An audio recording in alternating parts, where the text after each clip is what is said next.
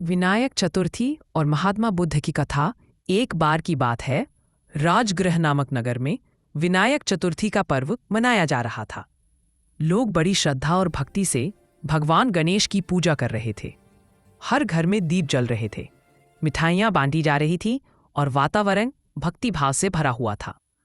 उसी दिन महात्मा बुद्ध अपने शिष्यों के साथ नगर के बाहर एक उपवन में ठहरे हुए थे। एक शिष्य ने पूछा, भगवान, लोग आज विनायक चतुर्थी मना रहे हैं, इसका क्या अर्थ है?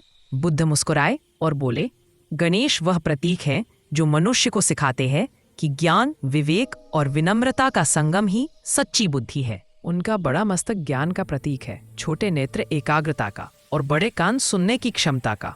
जो इन गुणों को अपनाता है वही सच्चा विजेता बनता है।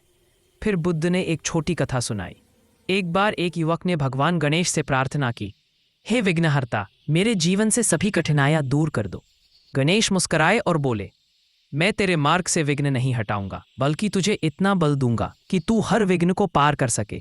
और वही युवक आगे चलकर एक महान व्यक्ति बना, क्योंकि उसने अपने भीतर के भय और आलस्य पर विजय पाली। बुद्ध ने कहा, देखो, यही सच्ची विनायक पूजा है, जब हम अपने भीतर की मूर्खता, आलस्य और लोभ को जीतते हैं। असली गणेश वह नहीं जो मिट्टी से बना है, बल्कि वह जो हमारे भीतर ज्ञान का दीप जलाता है। शिष्य गहराई से सोचने लगे। उन्होंने देखा, सामने एक बालक मिट्टी का गणेश बना रहा था, बहुत प्रेम से, बहुत ध्यान से। बुद्ध मुस्कुराए और बोले, जब मन शुद्ध हो और परम प्रेम से किए जाए तो हर मिट्टी का गणेश जीवंत हो उठता है। उस दिन शिष्यों ने समझा, विनायक चतुर्थी का असली अर्थ है भीतर के अज्ञान को मिटाकर बुद्धि, करुणा और साहस को जागृत करना। नीति, सच्ची पूजा मूर्तियों की नहीं, गुणों की होती है।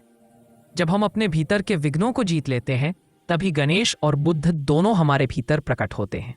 अगर आप हर रोज ऐसी कहानी सुनना चाहते हैं तो मेरे चैनल को लाइक और सब्सक्राइब करना ना भूलें। धन्यवाद।